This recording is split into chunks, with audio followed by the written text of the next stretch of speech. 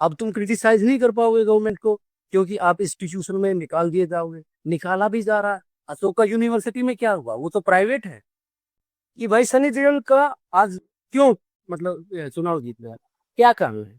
क्या उखाड़ा सनी देओल ने भाई? क्या रेवोल्यूशन की है क्या? प्रोटेस्ट की है क्या महिलाओं के समर्थन में या दलितों के लिए? नहीं भाई। उसने गदर मूवी बनाई है, हो गया पॉपुलर, है ना? वो पॉपुलर बन गया इसलिए तुमने वोट दे दिया, चेहरा। योगी जी के बाल क्यों नहीं बढ़ रहे हैं? ये तेरी की हेडलाइन है, योगी जी के बाल पर डिबेट कर रहा है। अभी देख लीजिए, वो क्या नाम है, चित्रा त्रिपाठी यार, घोड़े पर बैठकर पत्रकारिता कर रही है। फांसी लगा ले भाई हम लोग। अक्षय कुमार तुम्हें किसानी खेती का गुण सिखा रहा है। कितनी मतलब मूर्खता की बात है। अक्षय कुमार खेती सिखाएगा क्या? मैं किसान हूँ सर, मैं खुद किसान हूँ। दो 2 एकड़ जमीन में 20,000 रुपए का बाजरा हुआ है। एमएसपी है 2700 रुपए। 1930 रुपए में बेच के आया हूँ मंडी में। 1930 रुपए में। एमएसपी है कितना? 2700 रुपए। ये बीच में 700-800 रुपए कौन गप करेगा?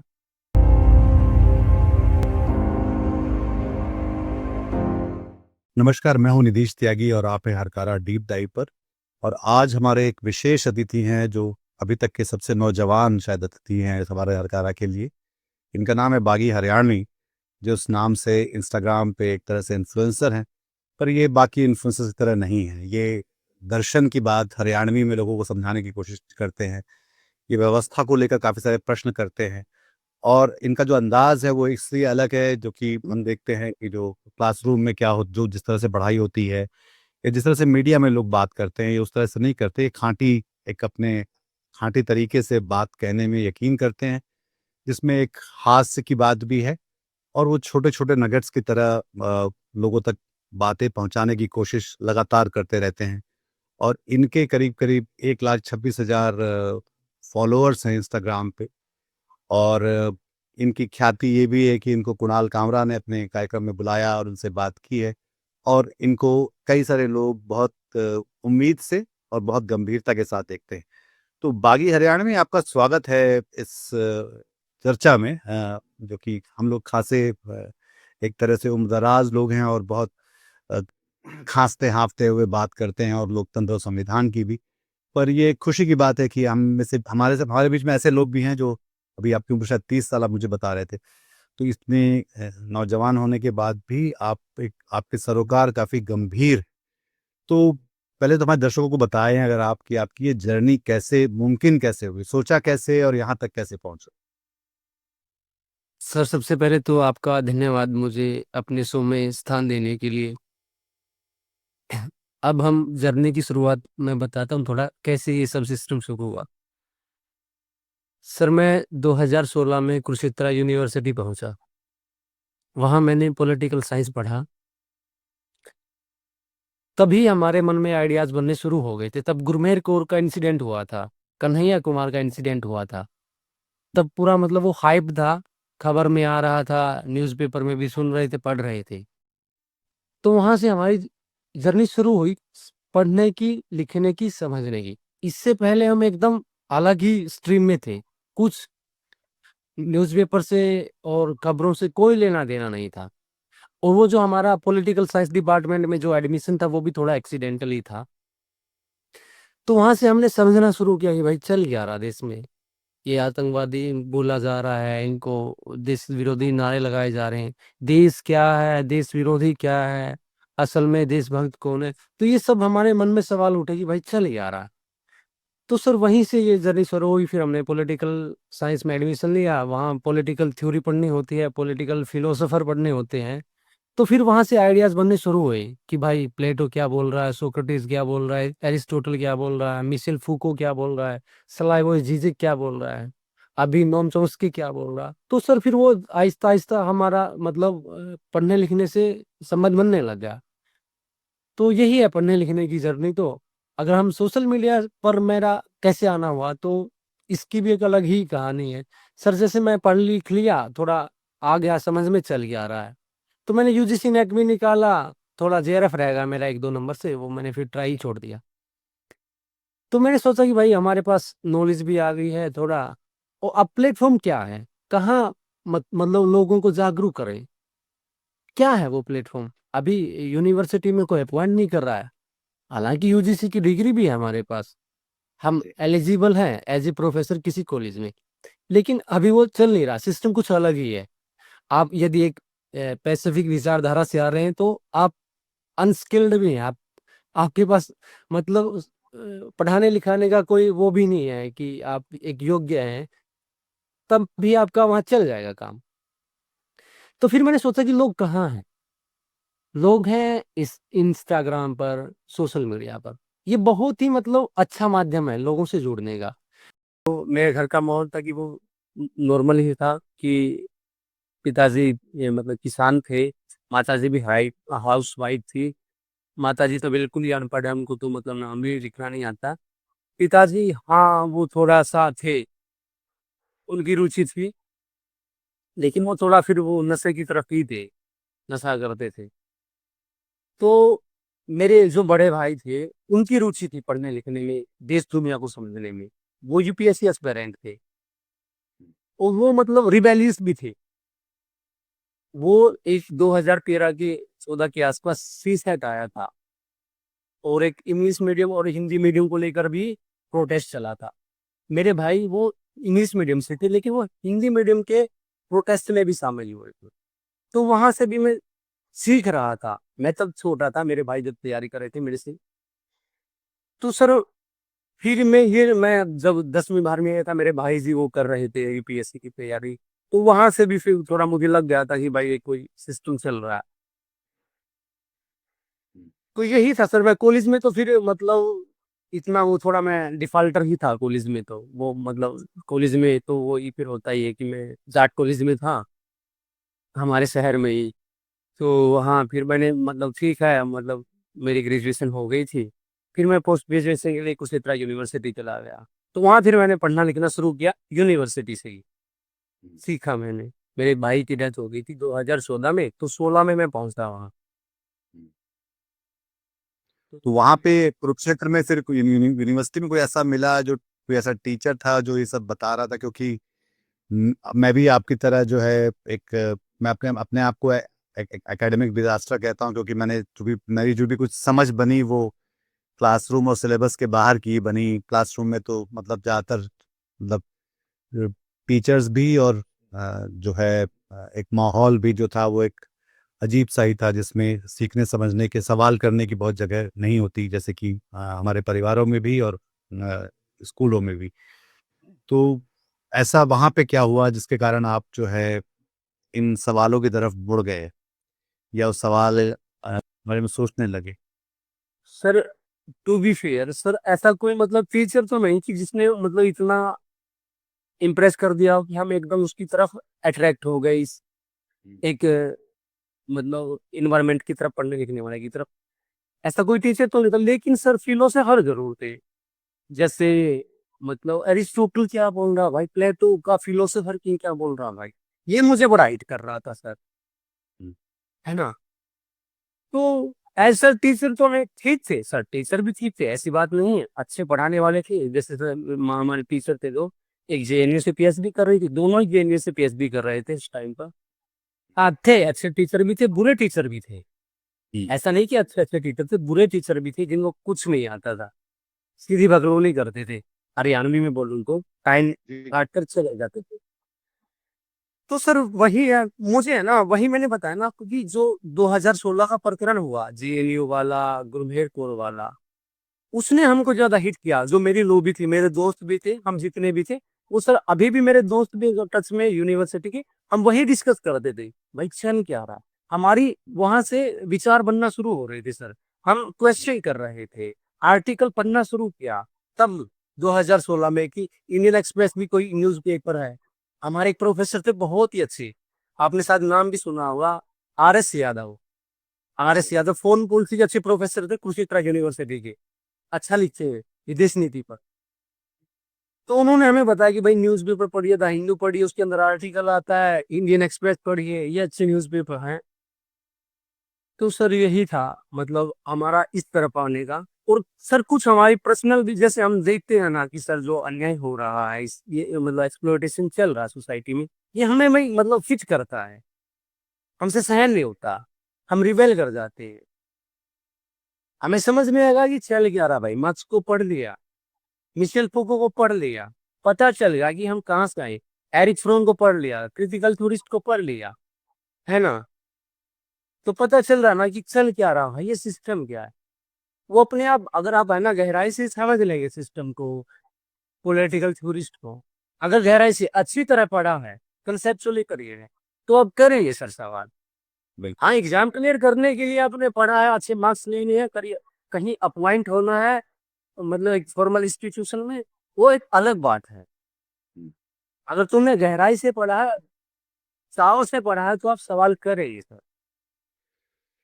फिर एक जब ये समय आया कि आप यूजीसी क्लियर कर रहे थे, नेट की कोशिश कर रहे थे और कहीं पढ़ाने या शिक्षण बन का एक पेशा अपना सकते थे, तो फिर आपने ऐसा कैसे सोचा कि अब इसको छोड़ा जाए, अब ये इसका कोई मतलब जहाँ से आपने सोचा कि अब शिक्षण नहीं करना, जो एक एक प्रोफेशन या करियर को अपनाना होता है, तो वो छोड़ने का फैसला कैसे लिया?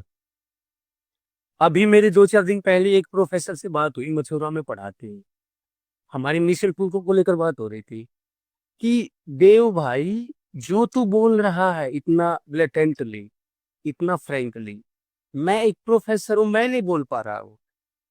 मुझे पता चल गया भाई, ये यूनिवर्सिटी भी तुम्हें है ना एक दायरा बना देगी, लिमिट खींच देगी, हम्म। उससे बाहर नहीं जा सकते भाई तुम। अब मैं जब सोचता हूँ ना, मेरे जब यूनिवर्सिटी के डेज, हमारे प्रोफेसर ने ऐसा एक भी इंसिडेंट मुझे याद नहीं कि किसी पॉलिसी पॉलिसी का क्रिटिसाइज किया हो। हम्म। और एक्चुअली में जो टीचर होता है वो पढ़ाएगा ना कि चल क्या रहा है देश में भाई, पॉलिटिकल साइंस के टीचर हो तुम, बताओ भाई क्या जो गवर्नमेंट है वो लो लेके आई है, इसके क्या एडवांटेज है, क्या डिसएडवांटेज है। अब तुम क्रिटिसाइज नहीं कर पाओगे गवर्नमेंट को, क्योंकि आप इंस्टीट्यूशन में निकाल दिए जाओगे, निकाला भी जा रहा है। अशोका यूनिवर्सिटी में क्या हुआ, वो तो प्राइवेट है, जी। देखा ना अशोका यूनिवर्सिटी में कितनी एलिट क्लास है वो तो। बिल्कुल। अभी देख लीजिए ब्यूरोक्रेसी का हाल, कोई मतलब जुबान खोल पाता है क्या। तो हमें पता चल गया कि यदि हम एक किसी फॉर्मल इंस्टीट्यूशन से जुड़ गए ना, फिर हम खत्म, हम बचेंगे नहीं, है ना, हमारी आजादी छीन ली जाएगी। तो सर फिर हमें सोचा कि ये मतलब प्लेटफॉर्म है, ये हमें फ्रीडम मतलब दे रहा है, इस पर भी अभी चल रहा है कि अकाउंट ही डिलीट हो रहे हैं, वीडियो पर रिपोर्ट लग रही है, वीडियो ही उड़ा रहा है। लेकिन फिर भी मतलब अल्टीमेटली ये लग रहा है कि थोड़ा बहुत फेयर तो है, बोल सकते हैं। हाँ, एक तरह से ये बात भी है कि जैसे कि जो पिछला जो सेंसस था, जो जनसंख्या जनगणना जो हुई थी, उसमें हम लोग 140-42 करोड़ के आसपास थे, उसमें से आधे लोग इस समय हिंदुस्तान में 30 साल और उसके नीचे हैं। तो अ, तो दरअसल उन सब में से बहुत कम लोग होंगे जो मतलब कॉलेज में या पोस्ट ग्रेजुएशन तक पहुंचते भी हैं। तो जाहिर तौर पे उनको समझ बताना या एक दुनिया की समझ बताना या विचार पहुंचाना या एक सवाल करना उनके हक में, ये एक तरह का लगातार मुश्किल होता हुआ दिखलाई पड़ता है। और ख़ास तौर पर वो सारी जगहें जहाँ पे ये चीज़ें मुमकिन होनी थी, जैसे कि चाहे वो मुख्य धारा का मीडिया हो या यूनिवर्सिटी हो या बाकी जगह भी, अगर हम देख सकते हैं कि वहाँ भी किस तरह की लगातार एक वो जगह संकरी होती चली जा रही है। तो उस उसमें ये बहुत दिलचस्प तरीका है कि हम इंस्टा को एक माध्यम बनाएं, सोशल मीडिया को, जो जो भी वो भी हालांकि काफ़ी वहाँ जो, जैसे अरकारा में हमारा मोटो है शोर कम रोशनी ज़्यादा, तो शोर वहाँ भी बहुत ज़्यादा होता है और रोशनी फैलाने का काम कम लोग कर रहे होते हैं। तो मुझे इसलिए भी बहुत मज़ेदार लगा आपका ये पूरा जो जो पूरा ये जो कोशिश है कि ये रोशनी फैलाने की कोशिश कर रही है उस सारी जगहों पे जहाँ पे शोर बहुत ज़्यादा है। मैं कहीं और भी पढ़ रहा था कि करीब 80 करोड़ लोग हैं हिंदुस्तान में जो अपने सोशल मीडिया पे लगभग औसतन 3.5 घंटे रोज लगे रहते हैं, क्योंकि तो उनके पास दरअसल अब अपने भौतिक जीवन में कम लोगों से वो बात करते हैं बजाय अपने मोबाइल के जरिए। तो जाहिर तौर पे ये एक मेन प्लेटफॉर्म हो गया है और उसमें भी लोग वीडियो देखते हैं, पढ़ते तो कम ही है। तो ये भी एक आपका मैंने देखा कि वो उसमें टेक्स्ट लगभग हमारे जीवन से कम होता चला जा रहा है, उसकी जगह भी कम होती जा रही है। तो पर ये सारी बातें मैं इसलिए कह रहा हूँ क्योंकि ये इसका इम्पैक्ट जो कैसे आया, तो ये जो जो सबसे बड़े मतलब मैं खुद सीखना समझना चाहता हूँ कि हरकारा भी वैसा कुछ करने की कोशिश कर रहा है जैसे कि आप कर रहे हैं, हिंदी भाषी आप हरियाणा में कर रहे हैं और मैं हिंदी भाषियों के साथ ये करने की कोशिश कर रहा हूँ। तो ये जो इन्फ्लुएंसर बनने की जर्नी जो है आपकी बागी हरियाणवी, ये कैसे हुई? मतलब मेरे भी दो चार जो है आपकी बातें शायद नुस्खे काम आएंगे मेरे भी, मैं ये जानना चाहता हूँ आपसे। सर अभी मैं ना मतलब ईमानदारी से बताऊं ना कि मैं इन्फ्लुएंसर नहीं हूँ। मतलब कुछ लोगों को लग रहा होगा कि मैं एक्ट प्ले कर रहा हूँ। नहीं सर, मैं एक्ट प्ले नहीं कर रहा हूँ, मैं ये जीवन जी रहा हूँ।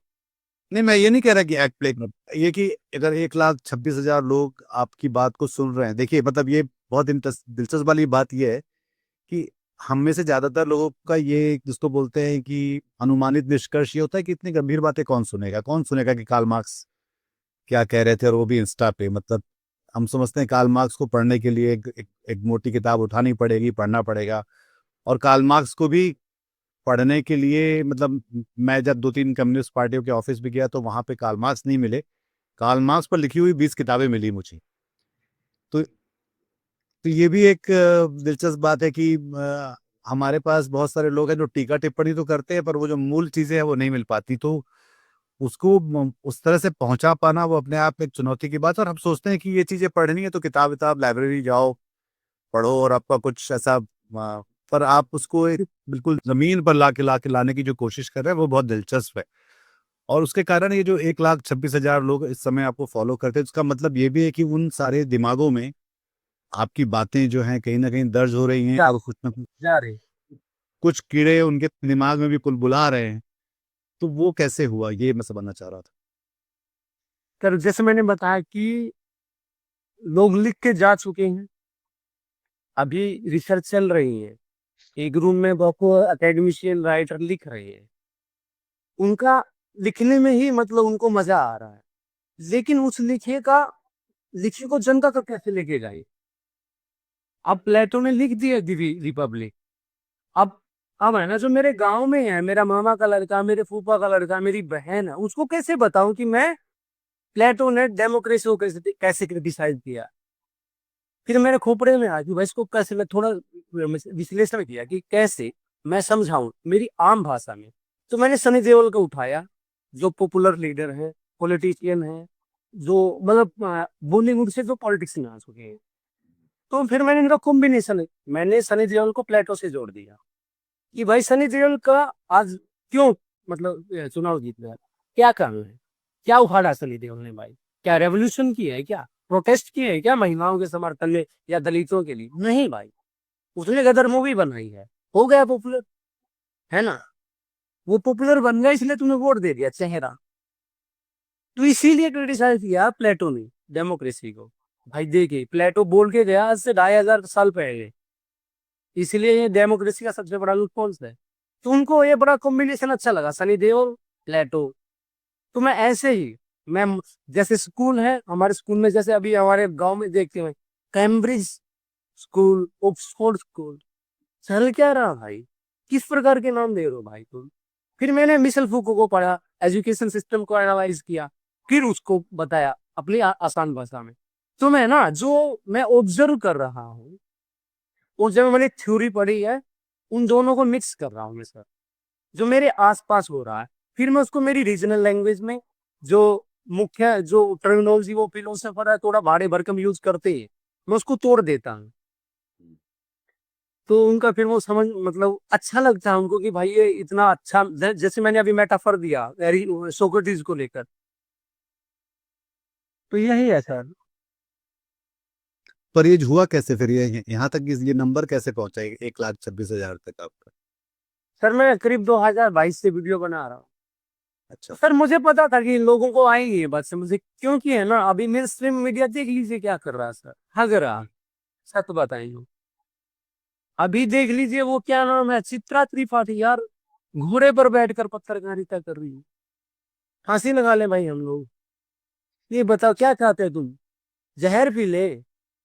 अरे किसान मर रहे हैं विदर्भा में, तुम घोड़े पर बैठकर पत्रकारिता कर रहे हो। हम्म। मेरा दोस्त है मुकुल चौहान, जिस्ट में काम करता है, 22,000 व्यूज दिए हैं उस वीडियो को। चित्रा त्रिपाठी को व्यूज मिलेंगे ना, अंजना कश्यप को व्यूज मिलेंगे। मेकअप किया ना 5 लाख रुपए का तुम लोगों ने। नहीं तो वही मैं कह रहा था कि शोर के बीच में जो रोशनी फैलाने का जो काम है, तो उनको ये चीजें अट्रैक्ट कर रही कि भाई ये बंदा मीडिया पे भी बोल रहा है, मीडिया जी जो रियलिटी निकाल के लेके आ रहा है। अक्षय कुमार तुम्हें किसानी खेती का गुण सिखा रहा है, कितनी मतलब मूर्खता की बात है। अक्षय कुमार खेती सिखाएगा क्या? तो ये चल रहा है मीडिया में यार। तो सर यहाँ से भी फ्रस्ट्रेशन आई कि भाई हम मीडिया का काम करेंगे, भाई मीडिया को एक्सपोज करेंगे। योगी जी के बाल क्यों नहीं बढ़ रहे हैं? ये तेरी की हेडलाइन है, योगी जी के बाल पर डिबेट कर रहा है। अरे पुलिस लोगों को मार रही है, सुप्रीम कोर्ट है ना अपने भी जो मतलब प्रश्न 22 से डिसीजन दे रहा है, उस पर बात नहीं करेंगे। ब्यूरोक्रेसी में क्या चल रहा है उस पर बात नहीं करेंगे। मणिपुर जल गए उस पर बात नहीं करेंगे। सोनम वांगचू 1 महीने से कैद में, उस पर बात नहीं करेंगे। बात किस पे करेंगे ना जो मतलब पॉपुलर है। सर ये मैं बोलता हूँ, मैं ब्रेक बोल, ये है ना, ये आज तक ये जितने मीडिया हाउसेज हैं, ये इंडिया टुडे, ये ले डूबेगा इस देश को। अरुणपुरी ले डूबेगा इस देश को। मैं बोलता हूँ, ये कुछ ये भीरू लोग हैं, कायर लोग हैं, अनपढ़ मूर्ख, कुछ नहीं पता है इनको। मैं लिख के दे सकता हूँ सर। मैं लगा शायद कि मैं उसका एक, मैं जो है पत्रकारिता और मीडिया इंडस्ट्री का लाभार्थी हूँ, तो मैं इस तरह से कह सकता हूँ कि मैंने देखा है काफी देर तक कि ये मीडिया इंडस्ट्री और पत्रकारिता लगभग एक अलग हो चुके हैं अपनी अपनी जगह से। जिसका काम था कि पत्रकारिता को बचाना, उसको आगे बढ़ाना, उसके बूते अपना अपना धंधा या कारोबार करना, वो लगभग अब खत्म हो गया है, ये साफ साफ दिखलाई पड़ता है।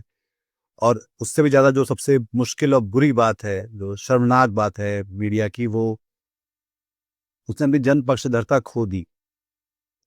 आप तो हरियाणा में रहे होंगे उस समय जब ये किसान आंदोलन चल रहा था, और उसके पहले भी जब कोविड के समय भी या नोटबंदी के समय भी, तो हम देख सकते हैं कि वो उनका कवरेज किस तरह जनता के खिलाफ चलता चला गया। जैसे कि ज्यादातर नौकरशाही में ऐसा हुआ, अदालतों में ऐसा होता दिखलाई पड़ रहा है। तो मैं सोच रहा था आपकी उम्र सुन के कि जब आप शायद 19 के रहे होंगे जब नरेंद्र मोदी इस देश के प्रधानमंत्री बने होंगे। हम्म। ओके। और अभी आप 30 साल के हैं, तो ये जो भरी जवानी के दिन, वोट भी दिया है, वोट भी दिया स्टार्टिंग में मोदी जी को। हम भी प्रोपेगेंडा के शिकार थे। 19 साल का बच्चा क्या समझ में आएगा सर, है ना? गलती हंसने भी की। ये पहला वोट था आपका, आप स्कूल से बाहर निकले होंगे उस समय, और ये पहला वोट रहा होगा आपका। और हाँ। आपने, और ये जो पूरे 11 साल बागी हरियाणवी आपके रहे हैं, इसको आप, मतलब अगर आप नरेंद्र मोदी के अच्छे दिन से लेकर अभी तक के समय को देखते हैं, तो आप, क्योंकि आपकी जिंदगी भी है ये, मतलब जैसे मैंने कहा कि भरी जवानी के दिन है ये, तो अब इस समय अपनी एनर्जी, अटेंशन सबसे ज्यादा ऊंचा रहता है इस समय। ये सबसे खूबसूरत दिन होते हैं किसी भी जिंदगी के। और इस देश में जैसा कि मैंने कहा कि 70 करोड़ लोग से ज्यादा ऐसे लोग हैं जो 30 साल से नीचे के हैं इस समय। तो उनके लिए ये 11 साल कैसे देखते हैं आप उसको?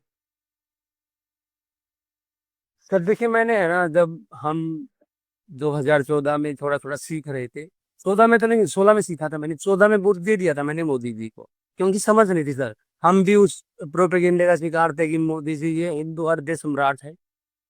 हमारे ऊपर भी था सर वही माइंडसेट था, हिंदू वाला।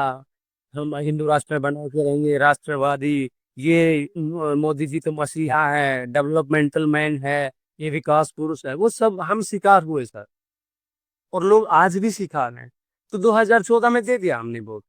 2016 से फिर हमारा चक्कर दूसरा शुरू हो गया, पढ़ना लिखना शुरू किया सर हमने कि देखें तो भाई क्या है। 19 में फिर वोट नहीं दिया, 24 में वोट नहीं दिया। क्यों नहीं दिया? इसके पीछे वैलिड रीजन थे सर। हमें पता चल गया ना कितने आरटीआई एक्टिविस्ट मरवा दिए मोदी जी ने। बोलते हैं कि आई लव क्रिटिसिज्म, बोलने में अच्छा लगता है सर, है ना? क्रिटिसिज्म, मोदी जी क्रिटिसिज्म को सपोर्ट करते। देख तो लीजिए ना कितने आरटीआई एक्टिविस्ट मर गए हैं सर।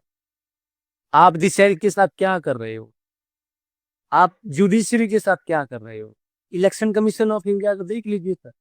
कितने जो इस देश की डेमोक्रेसी को कौन बचाता है, इंस्टीट्यूशन ही तो है ना democracy. Election commission of India देख लीजिए क्या कर रहा है, जुडिशरी देख लीजिए क्या कर रही है। कितने मतलब क्या बताएं सर। और इकोनॉमिक देख लीजिए, अर्थव्यवस्था देख लीजिए, किसान कितना सुसाइड कर रहा था। मैं किसान हूँ सर, मैं खुद किसान हूँ। दो 2 एकड़ जमीन में 20,000 रुपए का बाजरा हुआ है। एमएसपी है 2700 रुपए, 1930 रुपए में बेच के आया हूँ मंडी में। 1930 रुपए में एमएसपी है कितना, 2700 रुपए। ये बीच में 700-800 रुपए कौन गप करेगा। मोदी जी बोल तो देंगे कि हम एमएसपी पे ये दुगनी आय कर दी है। तो सर हमें समझ में आने लगा कि ये प्रोपगेंडा चल रहा है, कुछ और ही चल रहा है इस देश में। तो मैं फिर मतलब शिफ्ट चेंज हो गई सर। आपने खत्म कर दिया। और आप किसानी भी कर रहे हैं और गांव में जमीन से जुड़े हुए हैं और उस तरह की बातें भी करते, तो आपकी दिलचस्पी है इस देश की राजनीति में या उसमें भागीदारी क्यों करने नहीं? हाँ क्यों नहीं सर, क्यों नहीं, बिल्कुल। लेकिन हम सफल कब होंगे ना सर, हम पॉपुलर तो नहीं है, पैसा नहीं है ना। राजनीति में सफल कौन होगा। वो क्या नाम है फेडरेशन का चीफ था, रेसलिंग फेडरेशन का चीफ का क्या नाम था, ब्रजभूषण। की? हाँ, ब्रिजभूषण सिंह। ब्रज ब्रजभूषण सिंह होगा ना। पॉलिटिक्स में सफल कौन होगा, दुष्यंत चौटाला होगा ना। पॉलिटिक्स में सफल कौन होगी, बांसुरी स्वराज। बांसुरी स्वराज बनेगी ना। मैं कौन हूँ, आदित्य ज्योतिरादित्य का लड़का थोड़ी ना हूं मैं, सिंधिया का लड़का थोड़ी ना हूं मैं। कौन बनाएगा मुझे, क्या है मेरे पास, ना पैसा है, ना पॉपुलैरिटी है, ना फे कुछ तो भी नहीं है ना मेरे पास। क्या धन तो चाहिए ना पॉलिटिक्स में आने के लिए, कौन देगा मुझे वो। मैं शराब नहीं पिला पाऊंगा, है ना। मैं उनको ये जो मतलब क्या बोलते हैं इसको, मतलब जो भी है वस्तुएं प्रोवाइड नहीं करा पाऊंगा जिससे मुझे वोट मिले। तो कौन, हम कैसे सफल होंगे ना सर। हम सिर्फ आवाज उठा सकते हैं, होना जाना कुछ नहीं सर। रुचि तो है ना सर, हम क्या, हम नहीं चाहते कि भाई हम भी कोई मतलब पॉलिटिकल पद पे आए, थोड़ा बहुत काम करें भाई, मौका मिले हमें भी। बिल्कुल। यहाँ पे हमारे गांव में बैंक में मैनेजर अच्छी तरह बात नहीं कर रहा, तहसीलदार अच्छी तरह बात नहीं कर रहा, बस ड्राइवर अच्छी तरह बात नहीं कर रहा। अरे थोड़ी सभ्यता तो दिखाइए भाई, पुलिस वाला चौकी में अच्छी बात नहीं करना। चल क्या रहा है इस देश में भाई। मेरे ख्याल से ये बात बहुत बहुत दिलचस्प है कि जो जो 5 जगहों पे जाने से एक सामान्य व्यक्ति जो डरता है, आम आदमी जो डरता है, वो अ, पुलिस थाने में, सरकारी अस्पताल में, अदालतों में और पटवार खाने में, तहसील मीडिया में। में और नेता के पास जाने से डरता है। उसको पता है कि यहाँ जाएगा तो कुछ ना कुछ उसके साथ जो है या तो बदसलूकी होगी या उसको लूटा जाएगा उसको। और किसी भी लोकतंत्र को अगर उसकी सेहत को देखना है तो इस रिलक्टेंस को थोड़ा देखना चाहिए कि लोग कितने रिलक्टेंट हैं इन जगहों पे जाने से, क्योंकि उन्हें पक्का यकीन है कि वहां पे उनके साथ जो है इंसाफ तो नहीं ही होने वाला है। तो ये जाहिर तौर पे एक खराब गवर्नेंस या खराब निजाम और खराब लोकतंत्र की निशानी। पर इसको फिर क्या किया जा सकता है बागी हरियाणा में इसके लिए? आप कैसे सोचते हैं कि कैसे इसका रास्ता कैसे निकलेगा? मेरा जो रास्ता है, मैं वो कर रहा हूँ सर काम। मेरा काम है जनता को जागरूक करना, फैक्ट रखना। तुम्हें एक प्रोपेगेंडा का शिकार बनाया जा रहा है, उस प्रोपेगेंडा को काउंटर करना और तुम्हारे सामने रियल फैक्ट रखना। अब तुम्हें देखना है दोस्त, तुम्हें बागी हरियाणा में की बात माननी है या अंजना कश्यप की बात माननी है। हाँ पैसे के मामले में अरूणपुरी तुम्हें खरीद लेगा, तुम्हें अच्छा परोस देगा वीडियो एडिटिंग करके, उसके पास रिपोर्टर है। बागी हरियाणा में फैक्ट बोलेगा भाई। हम्म। हाँ उसकी वीडियो एडिटिंग नहीं होगी, अच्छा कैमरा नहीं होगा, माइक नहीं होगा, लेकिन क्वालिटी मिलेगी। तो सर वो काम हम कर रहे हैं। और हमारा कोई स्वार्थ भी नहीं है कि मुझे कोई बंगला खड़ा करना है, मुझे ये बनना है, मुझे वो करना है, नहीं सर। हम निस्वार्थ रूप से लगे हुए हैं।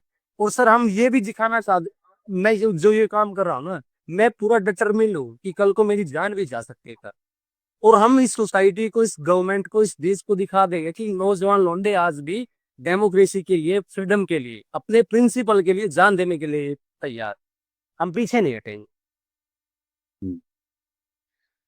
तो इसके अलावा जो, अगर आप हरियाणा को ही देखें तो हरियाणा में जो मुद्दे हैं वहाँ के, कई सारे हैं, जैसे कि हम लगातार देखते रहते हैं कि वहाँ पे पहले किसानों का मुद्दा था, फिर फौज में भर्ती को लेकर, अग्निवीर को लेकर काफ़ी काफ़ी बड़ा मुद्दा था। रोजगार को लेकर तो पूरे भारत में है, और हरियाणा में भी एक मुद्दा है जो इसको लेकर, हालांकि वहाँ की कैपिटल इनकम ज़्यादा बेहतर है, मतलब जो बिहार की तुलना में, जहाँ पे सब सहारन इकोनॉमी से उसको कंपेयर किया जाता है। तो वहाँ के हिसाब से आप कैसे उसको, किस तरह से एक्टिवेट कैसे करते हैं या करेंगे, या आपका क्या कुछ प्लान है इसको लेकर? और ये सब कुछ आप अकेले कर रहे हैं, या एक कोई आप कोलैबोरेशंस वगैरह में कुछ लोग मिल के ऐसा कुछ करने की कोशिश कर रहे हैं? सर अभी तो मैं अकेला ये काम कर रहा हूँ अभी तो। सर अभी इन फ्यूचर मेरा प्लान भी है कि सर कोई संगठन बनाया जाए, काम किया जाए अच्छा। सर मैं बेसिकली तो यही काम करना चाहता हूँ, मैं जनता को जागरूक करना चाहता हूँ, है ना। मैं इसी काम पर मैं पूरा फोकस करना चाहता हूँ। मेरा जो पूरा टाइम है, मैं न्यूज एनालिसिस, पढ़ना लिखना समझना, बताना, फैक्ट बताना, यही काम करना चाहता हूँ। तो सर यही है। और सर रही बात हरियाणा के मुद्दों की, तो सर यहाँ पर नशा सबसे बड़ा मुद्दा हो चुका है आजकल। विदेश में लोग डोंकी में जा रहे हैं, बेरोजगारी चरम पे है सर। सरकार जो बोल रही है ना, ये विज्ञापन दे रही है न्यूज पेपर के फ्रंट पेज पर, ये सब बकवासबाजी है सर। हमारा गांव के गांव खाली हो चुके हैं सर, गांव के गांव खाली हो चुके, लाशें आ रही है सर, मीडिया में कोई खबर नहीं है। नौजवान लड़के, मतलब लाश आ रही है नौजवान लड़कों की। नशा इतना चरम पे है सर, गली गली में नशा पहुंच गया है, फीम गांजा शराब, हम्म। कोई बात नहीं कर रहा सर इन पर। ये जो मतलब इसके बारे में क्या वहाँ पे ख्याल है, जो रूस के लिए लड़ने गए लोग, और फिर यूक्रेन के साथ उनको झोंक दिया गया, फिर वो वहां से या तो लौट कर आए, या कुछ लोगों की तो वहां पे मौत भी हुई। मौत भी हो गई सर। हम्म।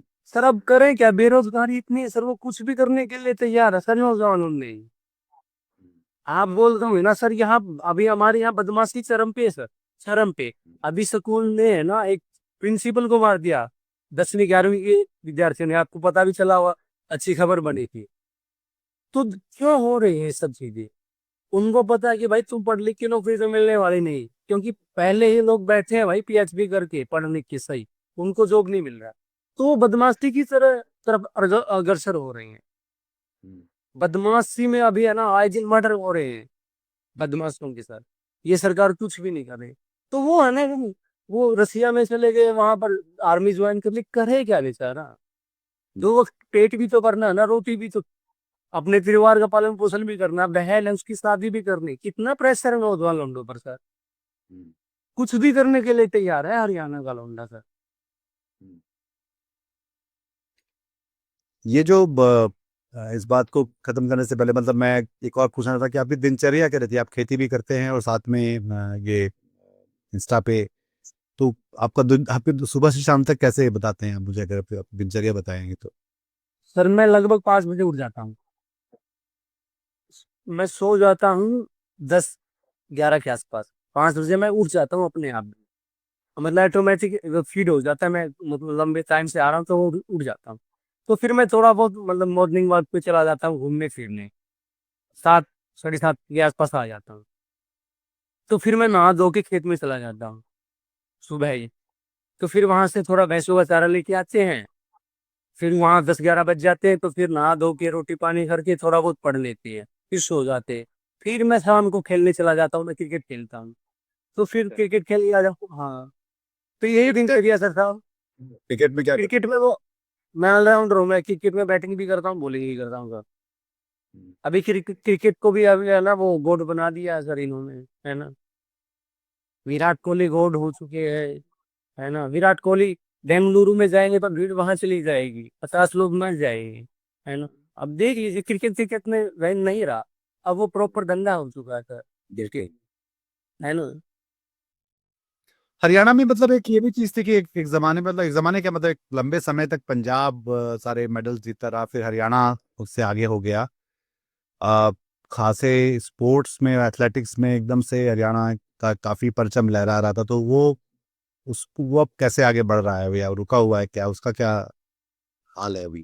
सर सर है ना, जैसे भी सर है ना, अब हरियाणा में किसी भी घर चले जाइए, अमीर है, गरीब है, नाई है, किसी भी जात से, भैंस ज़रूर मिलेगी। वो घी बिना नहीं रह सकता, दूध बिना नहीं रह सकता, लस्सी बिना नहीं रह सकता। जी। तो ये तो उसकी है ना फिर हड्डियाँ मजबूत होंगी, शरीर मजबूत होगा, क्या करेगा वो स्पोर्ट्स की तरफ जाएगा। हरियाणा में यही तो है ना, लोग आर्मी में जा रहे हैं, खिलाड़ी बन रहे हैं, यहाँ कल्चर है सर ये।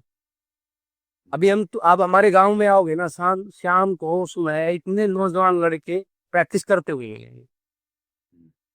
हालांकि मतलब उनको कोच नहीं है, वो अलग बात है, फैसिलिटीज नहीं है, लेकिन वो अपने दम पर रेस लगा रहे हैं, प्रैक्टिस कर रहे हैं। कम से कम शरीर तो हेल्दी रहे ना।